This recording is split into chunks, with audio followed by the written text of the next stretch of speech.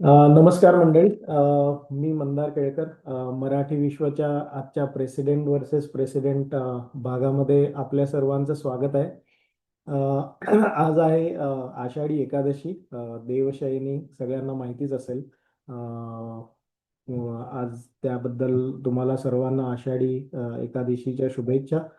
आणि आपण आजचा प्रोग्राम जो आहे तो चालू करूयात. त्यासाठी आपल्याला आजचे गेस्ट आहेत विवेक पाटणकर. त्यांना खरं ओळखीची गरजच नाहीये. विवेक आपल्याच मराठी विश्वचेही प्रेसिडेंट होते आणि न्यू जर्सीमध्ये ते गेले 37 वर्ष आहेत. तर आपण त्यांना आमंत्रित करूयात. मी त्यांना स्पॉटलाइट मध्ये घेतो. हॅलो विवेक. हॅलो, नमस्कार. हाय विवेक. थँक्यू थँक्यू सो मच आजच्या या आपल्या प्रेसिडेंट वर्सेस प्रेसिडेंट या भागामध्ये पार्टिसिपेट करण्यासाठी. आणि वेलकम टू आवर सेशन. हा आपला सेकंडच सेशन आहे. पहिले प्रसाद पानवलकर आले होते, BMM प्रेसिडेंट. आणि आता आपल्याकडे आलेले आहेत विवेक पाटणकर, महाराष्ट्र फाउंडेशनचे प्रेसिडेंट आत्ताचे, आणि मराठी विश्वचे एक्स प्रेसिडेंट. नमस्कार. नमस्कार. तर विवेक, थोडं तुझ्याबद्दल बऱ्याच लोकांना माहितीच आहे, पण तुझ्याबद्दल एक दोन मिनिटं काही सांगितलंस तर लोकांना आवडेल. न्यू जर्सीमध्ये तू स्थायिक झालायस, म्हटलंस 37 वर्ष इथे आहेस आणि मराठी विश्वमध्येही तुझा सक्रिय सहभाग आहे. तर तुझा हा प्रवास कसा होता, एक थोडक्यात सांगितलंस तर बरं होईल. मी 1989 साली न्यूजर्सी इन्स्टिट्यूट ऑफ टेक्नॉलॉजीमध्ये मास्टर्स करण्याकरता म्हणून अमेरिकेमध्ये आलो. आणि तेव्हापासून आत्तापर्यंत म्हणजे कंटिन्युअसली माझं न्यूजर्सीमध्येच राहणं झालेलं आहे. गेले 26-27 वर्ष मी एडिसनमध्ये राहतो.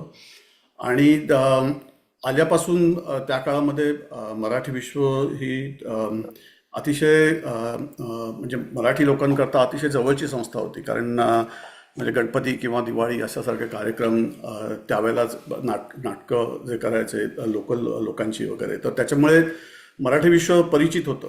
आणि मग हळूहळू जसं इथे सेटल होत गेलो तसं मराठी विश्वाशी जास्त जास्त संबंध येत गेला. आणि मग एक काळ असा आला की असं वाटलं की आपण मराठी विश्वामध्ये नुसतं प्रोग्राम अटेंड करायच्या ऐवजी आपण त्याच्यात भाग घ्यायला पाहिजे. आणि म्हणून मग काही त्यावेळेचे जे कमिटीत मित्र होते त्यांच्या आग्रहास्तव म्हणून मराठी विश्वाचं बोर्ड जॉईन केलं. आणि मग त्याच्यामध्ये एक चांगली गोष्ट झाली की मराठी विश्वाच्या बोर्डमध्ये काम करताना खूप लोकांशी संबंध आला. आणि आमची टीम त्यावेळेची एवढी चांगली होती की म्हणजे आता बोर्ड सोडून सुद्धा इतकी वर्ष झाली तरी सगळ्यांशी म्हणजे आपण म्हणतो की मैत्री चांगली राहिलेली आहे. आणि आम्ही अतिशय एकजुटीने काम केलं. मी पुढच्या वर्षी म्हणजे दुसऱ्या वर्षी मी व्हाईस प्रेसिडेंट होतो. तिसऱ्या वर्षी मी मराठी विश्वाचा प्रेसिडेंट झालो. आणि त्याच्यानंतर मात्र मग नवीन लोकांना चान्स मिळावा म्हणून मग 3 वर्ष माझं टर्म पूर्ण झाल्यानंतर मी मराठी विश्वाचं बोर्ड सोडलं आणि मराठी विश्वाची इन्व्हेस्टमेंट कमिटी जॉईन केली. तर इन्व्हेस्टमेंट कमिटीकडे त्यावेळेला काय होतं की आपल्याकडे मराठी विश्वाचे जे पैसे होते ते बँकेमध्ये होते किंवा जास्त व्यवस्थित मॅनेज केले जात नव्हते.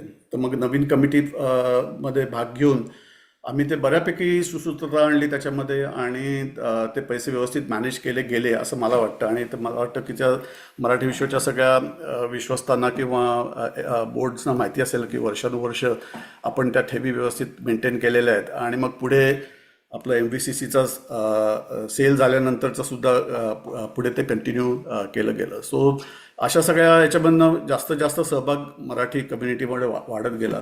आणि मग MVICचं काम चालू असतानाच फाउंडेशनमधल्या काही लोकांनी कॉन्टॅक्ट केला, राजीव भालेराव, की तुला फाउंडेशनवरती यायला आवडेल का. तर त्याच्यापूर्वी मी फाउंडेशनचे काही कार्यक्रम फंडरेजर्स वगैरे असे अटेंड केले होते, पण प्रत्यक्षात काम काय चालतंय त्यांचं माहिती नव्हतं. तर मग त्याच वेळेला राजीव आणि त्यावेळेचं जे काही कमिटी होती त्यांच्या डोक्यात असा विचार चालू होता की आपण नुसते देणगीदारांचे पैसे भारतामधल्या वेगवेगळ्या संस्थांना देण्याच्या ऐवजी आपण स्वतःचं काहीतरी नवीन आपण प्रकल्प चालू करू, प्रोजेक्ट चालू करू. तर तो विचार मला खूप आवडला आणि मग मी म्हटलं की त्याच्यामध्ये मी जॉईन झालो आणि आता गेले 5 वर्षे मी फाउंडेशन मध्ये काम करतोय. गेले 2 वर्ष मी त्याचं प्रेसिडेंट अध्यक्ष म्हणून आहे. पर्सनल फॅमिली बद्दल काय सांगतील? हा, माझी बायको वैशाली ही बऱ्याच लोकांना जास्त परिचित असेल कारण तिच्या गाण्यामुळे आणि गाण्याच्या कार्यक्रमामुळे. तर वैशाली आणि मी असे आम्ही दोघंच जण आता घरी असतो कारण मुलं आमची आता मोठी झाली आहेत. तर मोठा मुलगा आहे तो न्यूयॉर्क सिटीमध्ये राहतो आणि धाकटा मुलगा आहे तो बॉस्टन मध्ये आहे. आणि दोघे जण आता म्हणजे त्यांचं शिक्षण पूर्ण होऊन ते नोकरी करतात. अरे गुड. छान. तू म्हणालास मराठी विश्वचं अध्यक्षपद तू माझ्या मते तिसऱ्या वर्षी घेतलंस, राईट? व्हाईस प्रेसिडेंट, प्रेसिडेंट आणि पटापट म्हणजे एकाच टेन्युअर मध्ये. आय थिंक हम्म. तू सेकंड टेन्युअर पण कंटिन्यू नाही केलंस, पण आय थिंक अजूनही आता महाराष्ट्र फाउंडेशनचं झाल्यावर you can consider after some time. Yes. नाही पण माझा त्यावेळेलाही विचार होता आणि कदाचित तो काही म्हणजे कारणामुळे तसं हे पण झालं की नवीन लोकांना त्याच्यातनं संधी मिळते. म्हणजे आपण बाहेर गेल्यानंतर नवीन लोक त्याच्यामध्ये येऊ शकतात, नवीन विचार असतात. तर त्याच्यामुळे मग म्हणजे पुढे काम त्याचं वाढत जातं. आणि मी आता बघतोय की म्हणजे माझं मराठी विश्वाची बोर्ड टर्म संपल्यानंतर येणारे लोक होते म्हणजे प्रशांत कोलटकर असेल किंवा निरंजन आहे, अतुल आठवले किंवा अनघा एरंडे. तर सगळ्या लोकांनी ते दिवसेंदिवस मराठी विश्वाचं काम वाढतच गेलं. म्हणजे पॉप्युलॅरिटी वाढत गेली आणि आता तुझ्या टर्ममध्ये बघितलं तर हायएस्ट मेंबरशिप आहे. तर म्हणजे असे नवीन लोक आले की त्यांचे नवीन विचार असतात, नवीन ऍक्टिव्हिटी असतात. सो त्या दृष्टीने ते चांगलं आहे. म्हणजे टर्नओव्हर इज गुड. नक्कीच. आणि अनुभवाचाही उपयोग होतोच नाही म्हटलं तरी. पण तुझ्या तुझ्या अध्यक्षपदामध्ये किंवा व्हाईस प्रेसिडेन्सीमध्ये असं काही उपक्रम राबवलेले आठवतात का तुला, म्हणजे जे तुला सांगायला आवडेल? एक एक उपक्रम माझ्या टर्ममध्ये चालू झाला होता तो म्हणजे एम व्ही आउटडोर्स. तर एम व्ही आउटडोर्स करतात म्हणजे आम्ही त्या सुरुवातीच्या 2 वर्षभरामध्ये खूप इव्हेंट ऑर्गनाईज केले आणि त्याच्यातनं मग म्हणजे निरंजनचा जास्त सहभाग होता. पण म्हणजे त्यात तो एक महत्त्वाचा उपक्रम होता. दुसरी गोष्ट म्हणजे की ओव्हरऑल त्यावेळेला बी एम एम करता आपण बीड करत होतो. तर बी एम एम अधिवेशनाकरता म्हणजे कोविडमुळे पुढे ते लांबलं. पण ते अधिवेशन करावं असं म्हणजे विचार मी एका अधिवेशनात गेल्यानंतर मला असं वाटलं की मराठी विश्वाकडे इतकी ताकद आहे तर आपण त्या अधिवेशन का करू नये. मग ते त्यामुळे मग मी ते उपक्रम म्हणण्यापेक्षा त्याची तयारी चालू केली आणि मग पुढे ते आपल्याला 3 वर्षानंतर मिळालं. बनवायला प्रपोजल वगैरे बनवायला प्रपोजल, त्याच्यावर प्रपोजल तर पाठवणे किंवा त्याची व्हॉलेंटिअर सगळे गोळा करणे, त्याची गोळा माहिती करणे. गोळा करणे, अशा गोष्टींवरती खूप काम झालं त्यावेळेला. बरं. कारण की ग्राउंड वर्क खूप महत्वाचं असतं. आधी आपल्याला बेस लोक मिळाली तरच आपण ते प्रपोजल देऊ शकतो बीएमएम ला. कारण की हे काम खूपच काय म्हणतात, जबाबदारीचं आणि खूपच हेवी आहे. आय थिंक ते तू केल्यामुळे किंवा ते चालू झालं आणि मग प्रशांतनी डेफिनेटली कन्व्हेनर म्हणून ते पुढे नेलं. हा. पूर्णही केलं. नक्कीच. तू म्हणालच आता बोलता बोलता की अध्यक्ष झाल्यानंतर एम व्ही आय सी कमिटीमध्ये गेलास, राईट? हम्म. तर M V I C committee लोकांना माहिती आहे ऑब्विसली, पण साधारण किती वर्ष होतास आणि काय मी म्हणजे कसं मी कसं कार्यकाळ त्याच्यामध्ये चालतं? 4 वर्ष त्याच्यामध्ये काम केलं. ओके. तर एम बी आय सीच्या कमिटीमध्ये आणि त्या कमिटीचं स्वरूप असं होतं की सुरुवातीच्या काळामध्ये आपल्याकडे पैसे होते आणि त्याच्या ठेवी बँकेमध्ये ठेवलेल्या होत्या. पण हम्म. नक्की त्या पैशाचं काय करायचं किंवा ते कसे मॅनेज करायचे असंही काही लोकांना कल्पना नव्हती. तर पहिलं काम आम्ही असं केलं की नवीन जी आमची कमिटी फॉर्म झाली त्याच्यामध्ये की पॉलिसी म्हणजे आपल्याला याचे पैशाची गरज काय आहे आणि मग त्याचं आपल्या अपेक्षा काय आहेत. म्हणजे किती अग्रेसिव्ह व्हायला पाहिजे, किती पैसे आपल्याला ताबडतोब लागणार आहेत. कारण त्यावेळेला एम व्ही सी सी आपलं होतं आणि करेक्ट. तुला आठवत असेल तर एम व्ही सी सीला अधूनमधून काही कार्यक्रमही नैसर्गिक करायचे. याच्यामुळे पैशाची गरज लागायची. म्हणजे कारण बरोबर आहे. तर मग ते कसं आपण मेंटेन करायला पाहिजे. तर याच्यावरती मग बराच आम्ही विचार केला आणि मग त्यातनं एक एम व्ही आय सीची इन्व्हेस्टमेंट पॉलिसी तयार केली की म्हणजे इतके शॉर्ट टर्म रिझर्व्ह पाहिजेत, इतके मीडियम टर्म पाहिजेत, मग ग्रोथ असेल तर कशी पाहिजे. कारण लोकांना सगळंच पाहिजे होतं. म्हणजे लोकांना पैसे घालवायला पण नाही पाहिजेत पण त्याचं वाढ पण व्हायला पाहिजे. तर मग हे कसं मॅनेज या करायचं.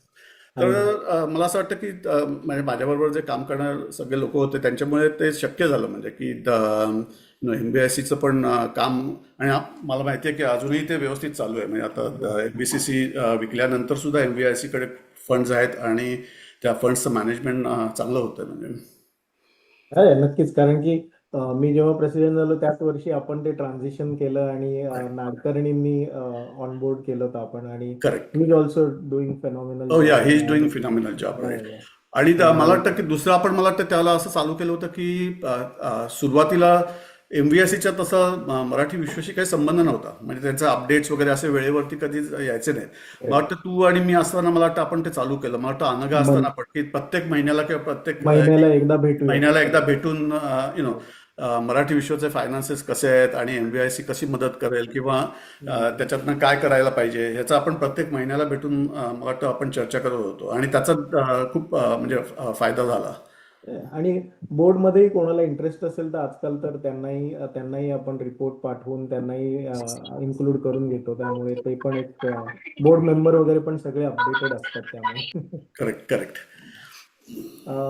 हे झालं मराठी विश्वबद्दल. त्याच्यानंतरचा तुझा प्रवास, तू म्हणालास राजीव भालेरावशी भेटलास, आय नो हिम ऑल्सो, पण तिथून तुझा महाराष्ट्र फाउंडेशनचा प्रवास चालू झाला, राईट?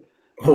म्हणजे एकदम प्रेसिडेंट झालास का तू आधी? नाही, नाही, नाही. मी बोर्ड ऑफ डिरेक्टर म्हणून जॉईन केलं. त्याच्यानंतर 2 वर्ष बोर्डवरती काम केल्यानंतर मी ट्रेजरर म्हणून काम केलं 1 वर्ष. आणि मग त्याच्यानंतर 2 वर्ष गेले प्रेसिडेंट आहे. तर फाउंडेशन आता इथे असणाऱ्या म्हणजे अटेंड करणाऱ्या लोकांना माहिती आहे असेल, बहुतेकांना, किंवा त्याची माहिती म्हणजे अशी की जसं मराठी विश्व 1978 साली चालू झालं, तसंच महाराष्ट्र फाउंडेशन हे यशवंत कानेटकर यांनी रॉचेस्टर, न्यूयॉर्कमध्ये 1978 सालीच फॉर्म केलं. अरे वा, आणि गुड. त्यावेळेचा विचार असा होता की त्यांचाही विचार की इथे राहणाऱ्या मराठी माणसांना की जे आता सुस्थितीत आलेले आहेत, स्टेबल झालेले आहेत, तर त्यांना भारतामध्ये, विशेषतः महाराष्ट्रामध्ये वेगवेगळ्या ज्या स्वयंसेवी संघटना आहेत, तर त्यांना मदत करण्याच्या दृष्टीने आपण एक ऑर्गनायझेशन अशी स्थापन करूया. आणि आता 48 वर्ष झाली आणि न्यूजर्सीतल्या लोकांचा त्याच्यामध्ये खूपच सक्रिय सहभाग राहिलेला आहे. म्हणजे आपले महाराष्ट्र फाउंडेशनच्या बोर्डवरती किंवा अध्यक्ष म्हणून काम करणारे असतील लोक, म्हणजे आता राजीव भालेराव असेल किंवा स्नेहल वजे आपल्या मराठी विश्वमधल्या, त्या खूप इन्व्हॉल्व्ह होत्या त्याच्यामध्ये. 9 वर्ष त्यांनी काम केलं. त्याच्यानंतर न्यूजर्सीमध्ये शैला विद्वांस आहेत, राईट, तर शैला विद्वांस पण त्याच्या अध्यक्ष होत्या. सो असे आपल्या इथले खूपच लोक आहेत, किंवा शिरीष गुप्ते आहेत, अंकुश कर्णिक, अरुंधती आणि ऋषिकेश विनोद आहे, किंवा दीपा लिमये ज्या आपल्या मराठी विश्वाच्या प्रेसिडेंट होत्या, तर दीपा लिमये बोर्डवरती आहेत. तर न्यूजर्सीतल्या लोकांचा कायमच सहभाग, त्याच्यामध्ये सक्रिय सहभाग राहिलेला आहे. आणि आपले डोनर्स, देणगीदार पण न्यूजर्सीमधले खूप आहेत. म्हणजे ऑर्गनायझेशनचं स्वरूप असं आहे की नॉर्थ अमेरिका आणि कॅनडा, जसं BMM कसं आहे, तसं फाउंडेशन हे संपूर्ण नॉर्थ अमेरिका आणि कॅनडा इथल्या देणगीदारांकरता त्यांना ज्या आवडीचे विषय असतील त्याच्यामध्ये त्यांना म्हणजे भारतातल्या NGOजना किंवा स्वयंसेवी संस्थांना मदत करायची असेल तर ती फाउंडेशन त्यांना मदत करतं. आणि नुसतीच मदत म्हणजे पैसे ट्रान्सफर करायचे असं नाही, तर मग त्यांच्याशी संपर्क साधून त्यांची माहिती घेऊन मग ती लोकांना, बाकीच्या लोकांना पाठवून असं करायचं. तर असं काम बरेच वर्ष चालू होतं. आणि जवळजवळ मला असं वाटतं की 200-2.25 संस्था भारतामधल्या, आणि साधारणपणे $30 ते $35 बिलियन आपण देणगीच्या स्वरूपात दिलेले आहेत, म्हणजे इथल्या देणगीदारांनी दिलेले आहेत. तर त्याच्यामध्ये फक्त काय व्हायला लागलं होतं की नंतर गेल्या 10 वर्षभरामध्ये भारतामध्ये CSR म्हणून एक कन्सेप्ट आहे बघ, की म्हणजे कॉर्पोरेट सोशल रिस्पॉन्सिबिलिटी. त्याच्यामध्ये कंपन्यांना त्यांचा जो प्रॉफिट असतो त्यातलं काही प्रॉफिट हा CSRच्या माध्यमातून द्यायला लागतो. हा, तर त्यामुळे मग तिथल्या प्रोजेक्ट्सना, म्हणजे तिथल्या संस्थांना लोकल देणगी खूप अवेलेबल व्हायला लागली. आणि मग त्यांची एंगेजमेंट महाराष्ट्र फाउंडेशन बरोबर कंटिन्युअस न राहता ऑन अँड ऑफ अशा स्वरूपात व्हायची. तर मग त्यावेळेचे जे म्हणजे राजीव अध्यक्ष होता, त्याच्यानंतर मनीषा केळकर उपाध्यक्ष, दीपा वगैरे, मग आम्ही सगळ्या लोकांनी असा विचार केला की आपण स्वतःचं फाउंडेशनचं म्हणून असं काम का करू नये, कारण आपली एंगेजमेंट कायम राहील आणि आपल्याला काहीतरी असं ग्राउंड ब्रेकिंग काम करता येईल की जे कायम स्वरूपात राहू शकेल. मग त्याच्यामधनं पंचम हा महाराष्ट्र फाउंडेशनचा जो प्रोजेक्ट आहे त्याची कन्सेप्ट आली. तर पंचम हे काय आहे की पंचममध्ये 5 भाग आहेत. म्हणजे की आणि तसेच हे सगळे जे भाग आहेत ते एकमेकांच्या रिलेटेड आहेत. म्हणजे एज्युकेशन, शिक्षण, वुमन एम्पॉवरमेंट, स्त्री सबलीकरण, हेल्थ, आरोग्य, एन्व्हायरमेंट, पर्यावरण आणि गरिबी निर्मूलन, पॉवर्टी रिडक्शन. तर तुम्ही जर गेलात तर खेडेगावांमध्ये विशेषतः बघितलं तर आपण आता भारतामध्ये जातो त्यावेळेला बऱ्याचशा वेळेला आपण हायवेमधनं प्रवास करतो. हायवेवरनं मुंबईहून पुण्याला जाताना कोकणात गेलात, नाशिकला गेलात, पण हायवे सोडला तर त्याच्या आजूबाजूला इतकी असंख्य खेडेगावं आहेत. म्हणजे महाराष्ट्रामध्ये 36,000 खेडेगावं आहेत. आणि ज्यांना कनेक्टिव्हिटी फारशी नाही आहे किंवा जी शहरांपासून लांब आहेत, तर तिथे प्रश्न खूप जटिल आहेत. आणि त्यांना बहुतेक वेळेला काय होतं की त्यांना दिशा दर्शवायला किंवा मदतीचा हात पुढे करायला कोणी येत नाही. तर मग असा विचार झाला की आपण अशी खेडेगावं घेऊया आणि त्याच्यामध्ये काहीतरी या 5 मुद्द्यांना एकत्र करून काही आपण काम करता येईल का. मग त्या दृष्टीने आम्ही लोकल NGOचे इंटरव्ह्यू घेऊन चालू केले की कुठल्या गावांमध्ये करता येईल. मग त्यात पहिल्या सिलेक्शनमध्ये मुतनूर म्हणून गडचिरोलीमधलं नक्षलवादी भागातलं एक गाव निवडलं. आणि एक आहे ते साताऱ्याजवळ कुसुंबी म्हणून गाव आहे. आणि आता 5 वर्ष आम्ही त्याच्यामध्ये काम करतोय. आणि म्हणजे त्याचे रिझल्ट्स आहेत ते इतके फिनॉमिनल आहेत. आणि असं ठरवलं होतं सुरुवातीपासून की आपण गव्हर्नमेंटच्या ज्या वेगवेगळ्या स्कीम्स आहेत राईट, की ज्या आता म्हणजे सरकारी माध्यमातून खूप मदत मिळते, पण लोकांना, गावातल्या लोकांना ते माहिती पण नसतं की काय मदतीचं स्वरूप आहे किंवा कसं त्याला अप्लाय करायचं, त्याला काय लागतात पेपर वर्क वगैरे. मग तिथपासून सुरुवात करून आता मुतनूरच्या गावामध्ये एक मोठा तलाव खोदला आहे. त्याच्यामध्ये ते जे आदिवासी लोक आहेत ते तिथे दुबार भातशेती करतात किंवा तलावामध्ये मासे पाळतात. क्लीन वॉटर करता, म्हणजे वॉटर ATM म्हणून जर मशीन असतं तर म्हणजे टाटा स्वच्छचं मशीन्स बसवलेली आहेत. हेल्थ कॅम्प घेतलेले आहेत. तर मुख्य उद्देश काय आहे की खेडेगावामधल्या राहणाऱ्या लोकांना जर तिथेच रोजगार आणि तिथेच शिक्षणाची जर संधी मिळाली तर त्यांना शहराकडे धावण्याची गरज नाही. आणि मग ते तिथल्या तिथे त्यांचा रोजगार त्यांना मिळू शकतो. तर मुतनूरमध्ये ते झालं. त्याच्यानंतर कुसुंबीमध्ये त्यांच्याकडे नाचणीचं खूप पीक येतं, पण त्या नाचणीला मार्केट नाही. मग आम्ही त्यांच्याकरता त्यातल्या बायकांना एकत्र, म्हणजे महिला बचत गट जे असतात त्यांना एकत्र करून त्यांना ट्रेनिंग देऊन तिथे बेकरी स्थापन केली, नाचणीचे प्रॉडक्ट करायचे राईट. आणि मला वाटतं फाउंडेशनच्या 2-3 फंडरेजर्सना, मागच्या काही फंडरेजर्सना आम्ही ते बरं. नाचणीची बिस्किटं आणली पण होती म्हणजे इथे. अप्रतिम होती. येस, येस, आणि येस. चांगली होती. आणि त्यांचं आता म्हणजे त्या बायकांचंच ऑर्गनायझेशन आहे, त्या स्वतः मॅनेज करतात. नाचणीचा भाव त्यांना जो काय पूर्वी 35 रुपये किलो मिळत असेल तो वाढून 60 रुपये किलोपर्यंत झाला. त्याच्यानंतर कारण ते एकत्र करून आता त्यांना ते विकता येतं, वापरता येतं. आणि त्यांचे प्रॉडक्ट म्हणजे ॲग्रोमिलेटचे प्रॉडक्ट आता ॲमेझॉनवरती इंडियामध्ये किंवा त्यांची स्वतःची ई-कॉमर्स साईट आहे त्याच्यावरती अवेलेबल आहेत. सो म्हणजे हे खूप सक्सेस झालं. आणि मग ते सक्सेस बघून बऱ्याच दुसऱ्या विलेजेसनी पण चालू केलं की आमच्याकडे हा पंचम प्रकल्प तुम्हाला करता येईल का. मग त्याच्यामधनं एक सतकोंडी म्हणून रत्नागिरीच्या जवळ एक गाव आहे, जयगड बंदराच्या इथे, ते घेतलं. पालघर मध्ये विक्रमगड तालुक्यातलं एक सवादे म्हणून आदिवासी गाव आहे, ते घेतलं. आणि एक आंबे पिंपरवाडी हे कोकण कड्यावरचं गाव आहे, अतिशय सुंदर हो. जागा आहे, तर ते घेतलं. आणि मग आता त्याच्यामध्ये गेले 2-2.5 वर्ष तिथे काम चालू आहे. आणि प्रत्येक ठिकाणचं कसं असतं की भौगोलिक परिस्थिती वेगळी असते, तेच तेच त्याच्यामुळे ना. त्यांचं लोकल उत्पन्न वेगळं असतं, शाळांची परिस्थिती वेगळी असते. किंवा प्रत्येक ठिकाणी लोकल आपण जे काय आहे ते बघून त्याच्यामधनं. आणि विशेष म्हणजे की हा सगळा जो प्रकल्प आहे तो आम्ही म्हणजे इथनं मॅन्डेट करत नाही की असं करा तसं करा वगैरे.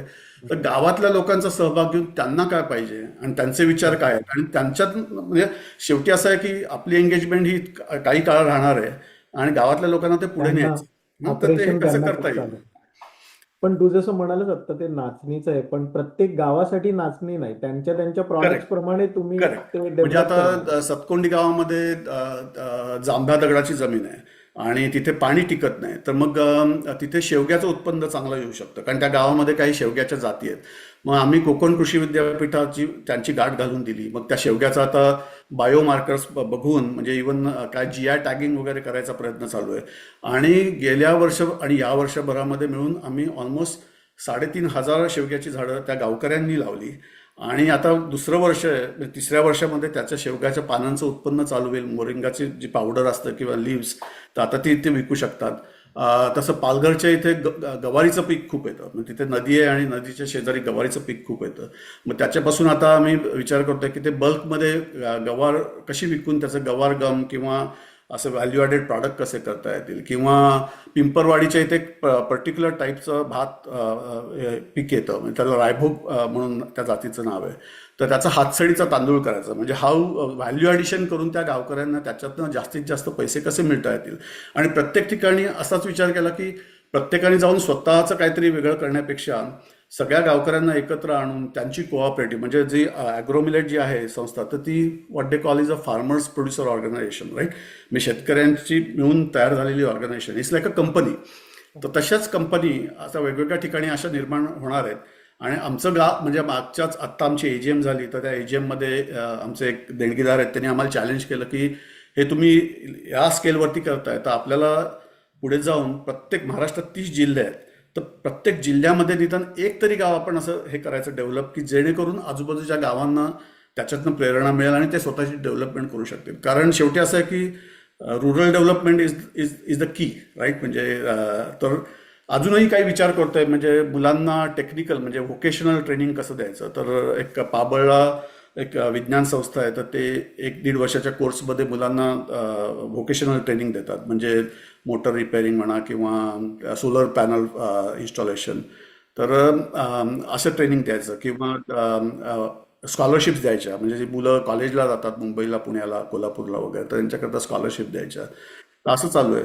आणि अजून एक म्हणजे की फाउंडेशनच्या माध्यमातून आम्ही एक शाळा लांजाच्या इथे ग्रीन कॅम्पस म्हणून डेव्हलप करतो. तिथे ऑलमोस्ट 900 मुलं त्या शाळेमध्ये आहेत आणि इट्स अ रेसिडेन्सी स्कूल. भटक्या आणि विमुक्त मुलांच्या करता ती शाळा आहे. तर त्याचं आता कन्व्हर्जन इंटू ग्रीन कॅम्पस, म्हणजे सोलर पॅनल असेल किंवा बायोगॅस असेल किंवा वर्मिक फर्टिलायझर जनरेशन असेल, तर असा मोठा प्रोजेक्ट चालू आहे. आणि या सगळ्याचा विचार असा आहे की आपणच सगळीकडे जाऊन सगळ्या गोष्टी करायच्या नाहीत, तर आपण असं काम उभं करायचं की जे बाकीचे लोक येऊन बघतील आणि त्याच्यातनं प्रेरणा घेऊन ते त्यांच्या इथे करू शकतील.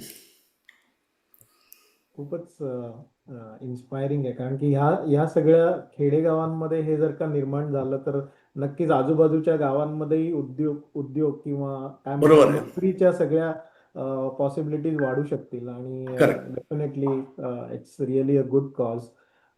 आणि तू जसं म्हणालास की यासाठी सगळं निधी संकलन वगैरे आपल्या इथनं होतो, आपल्या इथनं म्हणण्यापेक्षा अमेरिकेतनं करतो आपण, आणि तिकडे ऍक्च्युअल ग्राउंड वर्क वरती ह्या गोष्टी होतात. तर तुमचं निधी संकलनापासून तिथे ग्राउंड वर्क पर्यंत या सगळ्या ह्याच्यामध्ये वेगवेगळ्या स्टेजेस असतील, राईट? एक्झॅक्टली कशा पद्धतीने होतं ते? तर एक पहिली गोष्ट म्हणजे की फाउंडेशनचं एक म्हणजे काय म्हणायचं रेप्युटेशन असं आहे की एक तर पूर्णपणे व्हॉलंटिअर रन ऑर्गनायझेशन. केलेली संस्था आहे, राईट. तर त्याच्यामुळे आपल्याकडे ॲडमिनिस्ट्रेटिव्ह एक्सपेन्सेस काही नाहीत.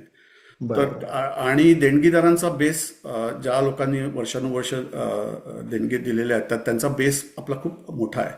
आणि म्हणजे काही देणगीदार जास्त पैसे देऊ शकतात, काही कमी, पण आम्ही सगळ्यांना अप्रोच करून त्यांना आमच्या प्रोजेक्टचं हे आता मी जसं सांगितलं तसं त्यांना रिटर्न फॉर्ममध्ये म्हणजे प्रेझेंटेशनच्या फॉर्ममध्ये पाठवून त्यांना कळवतो की आम्ही असं असं या गोष्टी करतोय आणि मग याच्यातनं तुम्हाला जर मदत करायची इच्छा असेल, किंवा काही लोकांना एका ठराविक विषयामध्ये इंटरेस्ट असतो, म्हणजे की शिक्षणामध्ये आहे किंवा एन्व्हायरमेंटमध्ये आहे, तर मग त्याला फोकस अशी देणगी देऊ शकतात.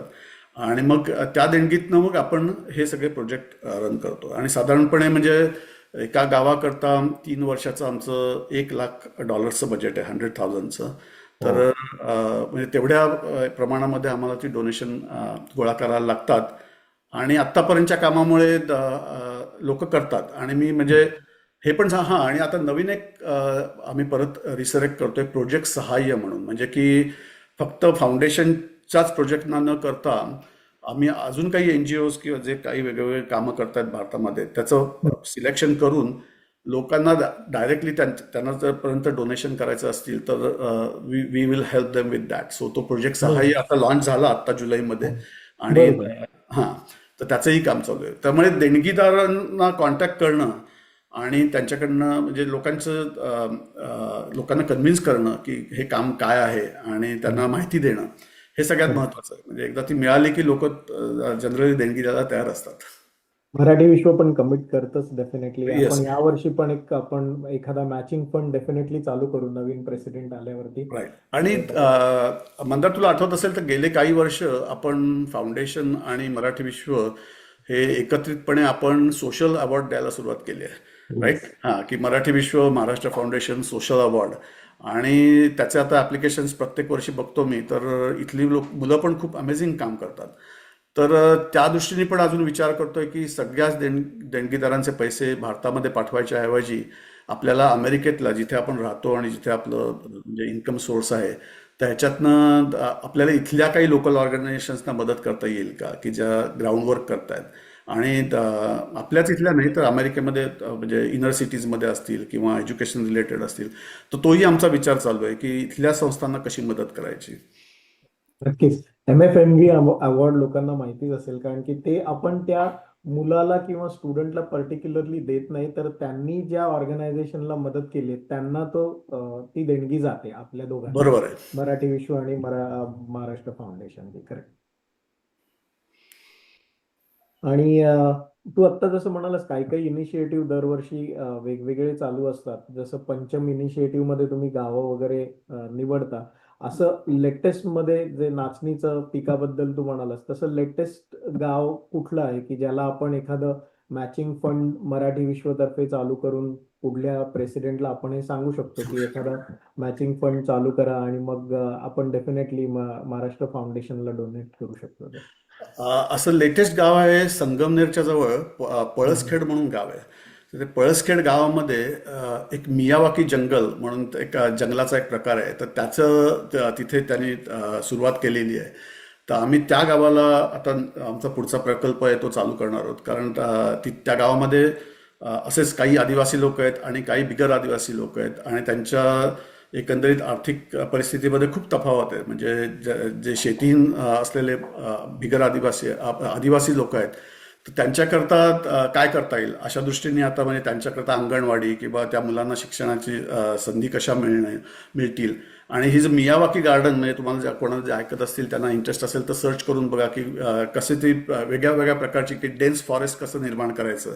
तर त्या गावामध्ये सप्रेम म्हणून एक संस्था आहे, तर त्यांनी ऑलरेडी काम चालू केलेलं आहे. आणि आता आपला तिथे पंचमचा प्रोजेक्ट तिथे चालू होईल. किंबहुना सवादे म्हणजे पालघरमधलं म्हटलं, तिथे ते गाव असं वेगवेगळ्या पाड्यांवरती डिव्हाइड झालेलं आहे. म्हणजे 23 पाडे आहेत. त्याच्यामध्ये पहिल्यांदा आपण 8 पाडे केलेले आहेत आणि चालू आहे काम. आणि आता उरलेले जे 15 पाडे आहेत, तर त्याचा आता पुढच्या वर्षीपासून ते पण पाडे आपण घेणार आहोत. म्हणजे डेव्हलप करणार. अरे वा, हां. नाईस. हे काम म्हणजे कामाचा व्याप खूपच आहे डेफिनेटली. तुला त्याच्यामध्ये साधारण प्रेसिडेंट म्हणून किती वेळ त्याच्यामध्ये द्यावा लागतो, किंवा फुल टाइमच तू आता करतोस? नाही नाही, फुल टाइम करेक्ट, म्हणजे ऍक्च्युली फुल टाइम केलं किती वेळ घातला तरी कमी आहे, असं असं हे आहे. बरोबर. अं, आणि साधारणपणे काय होतं की भारतामध्ये या NGOsच्या बरोबर कोऑर्डिनेशन करायचं, त्याच्यानंतर गावातल्या लोकांशी बोलायचं, तर ह्या सगळ्या गोष्टी बहुतेक वेळेला रात्री करायला लागतात इथे, किंवा खूप सकाळी करायला लागतात. तर मग त्याच्यामुळे वेळ खूप जातो.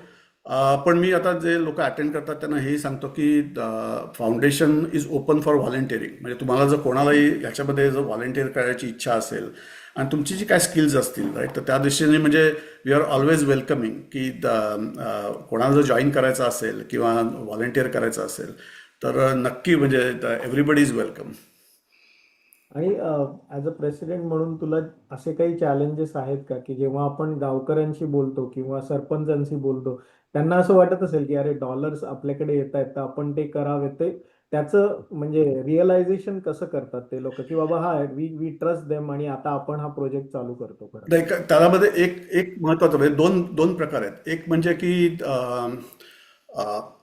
काही लोकांना म्हणजे असं तू म्हणलास तसं की त्यांना वाटतं की हे डॉलरमध्ये पैसे देत आहेत आणि आपण खर्च करतो. तर प्रत्येक ठिकाणी आणि प्रत्येक वेळेला म्हणजे मी स्वतः गेलेलो आहे किंवा बोर्डवरचे लोक जे जातात, प्रत्येक ठिकाणी त्यांना वारंवार सांगतो की हे जे पैसे आहेत हे कुठल्या कंपनीचे नाही, आम्हाला हे देणगीदारांकडनं पैसे मागून आणि आणायला लागलेले आहेत, आणि यातला प्रत्येक रुपया आणि रुपयाचा हिशोब त्यांना द्यायला लागेल.